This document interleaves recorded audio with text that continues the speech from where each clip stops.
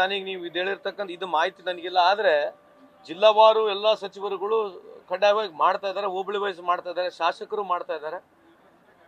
ಖಂಡಿತವಾಗಿ ಮುಂದೆ ಇದರದ್ದು ಅಜೆಂಡಾ ಇಟ್ಕೊಂಡೆ ನಾವು ಹೋಗ್ತೀವಿ ಅಂತ ತಮಗೆ ಹೇಳಿಕ್ಕೆ ಇಚ್ಛೆ ಬಯಸ್ತೇನೆ. ಖಂಡಿತವಾಗಿ ನಮ್ಮ ಗ್ಯಾರಂಟಿನೇ ನಮ್ಮ ಗ್ಯಾರಂಟಿ ಆಗಿ ಉಳಿತು.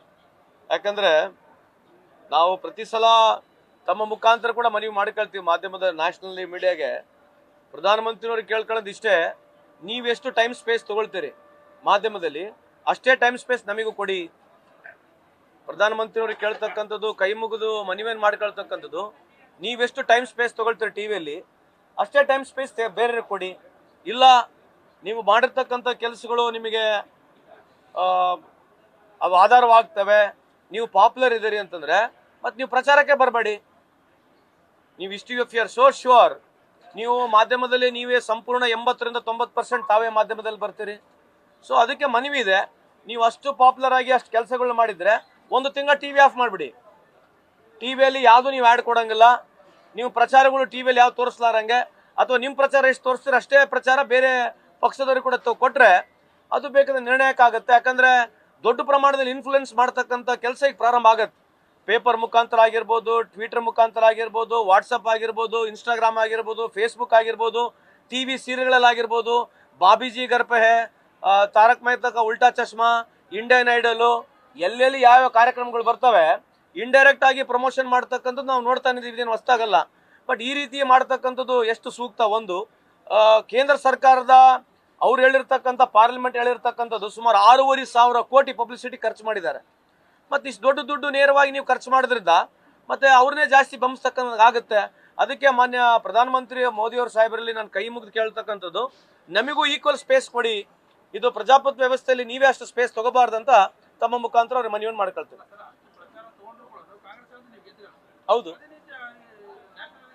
ಇಲ್ಲ ಸ್ಟೇಟ್ ವಿಷಯದಲ್ಲಿ ನ್ಯಾಷನಲ್ ವಿಷಯದಲ್ಲಿ ಡಿಫರೆನ್ಸ್ ಇದೆ. ಯಾಕಂತ ಹೇಳ್ತೀವಿ ಅಂತಂದ್ರೆ ಕಳೆದ 10 ವರ್ಷದಲ್ಲಿ ಏನು ಕೇಂದ್ರ ಸರ್ಕಾರದ ಯಾವ್ದು ಮೈನಸ್ ಅಲ್ವಾ? ಯಾವುದೇ ಸರ್ಕಾರ ಮಾಡಲಿ ಮೈನಸ್ ಇದ್ದೇ ಇರುತ್ತೆ.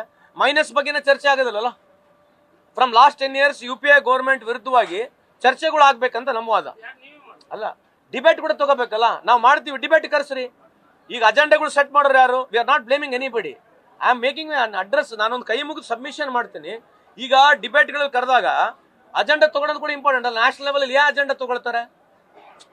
ನಾವು ಯಾರನ್ನ ಕ್ವಶನ್ ಮಾಡ್ತಾ ಇಲ್ಲ, ನಾವು ತೊಡ್ಕೊಳ್ತಿದ್ವಿ. Don't mistake me otherwise.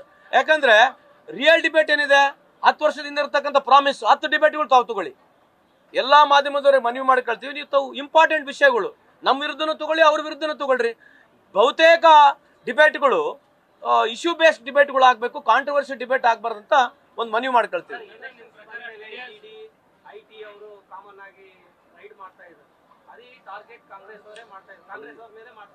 ಈಗ 10 ವರ್ಷ ಅವಧಿಯಲ್ಲಿ ಬಹುತೇಕ ಈ ತರ ರೈಡ್ಗಳು ಆಗಿರ್ತಕ್ಕಂಥದ್ದು ಯಾರು ಬಿಜೆಪಿ ಪಾರ್ಟಿಯವ್ರು ಇಲ್ಲೇ ಇಲ್ಲ.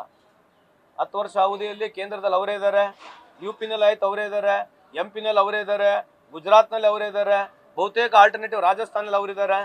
ಸೊ ಈ ರಾಜ್ಯಗಳಲ್ಲಿ ಎಲ್ಲಿ ಇಡೀ ರೈಡ್ಗಳು ಹೋಗೋದಲ್ಲ. ಅದು ಹೋದ್ರೆ ಕೇವಲ ಅಪೋಸಿಷನ್ ಪಾರ್ಟಿ ಇರ್ತಕ್ಕಂಥವ್ರ ಮನೆಗೆ ಹೋಗ್ತಕ್ಕಂಥದ್ದು. ಇದೇನು ಹೊಸದಲ್ಲ. ಈ ವ್ಯವಸ್ಥೆ ಇದೆ. ಹಿಂಗೆ ಕೆಲವು ಸಂದರ್ಭದಲ್ಲಿ it's a passing cloud, you have to stay strong. ಇಲ್ಲ ಅಲ್ಲ ಆಗಿರೋದನ್ನ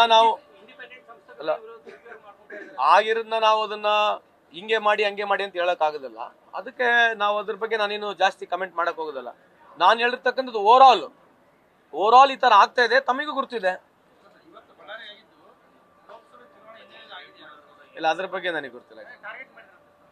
ಅಲ್ಲ, ಈಗ ನಾನು ಓವರ್ ಆಲ್ ಕೊಟ್ಟಿದ್ದೀನಿ ನಿಮಗೆ. ಓವರ್ ಆಲ್ ಪ್ಯಾನ್ ಇಂಡಿಯಾ ಇಲ್ಲಿವರೆಗೆ ಆಗಿರ್ತಕ್ಕಂಥದ್ದು ನೀವೇ ಅದಕ್ಕೆ ಕೇಳ್ಬೇಕು ತಾನೆ, ನೀವೇ ಬರೀಬೇಕು, ನೀವೇ ಜನರಿಗೆ ಮುಟ್ಟಿಸ್ಬೇಕು.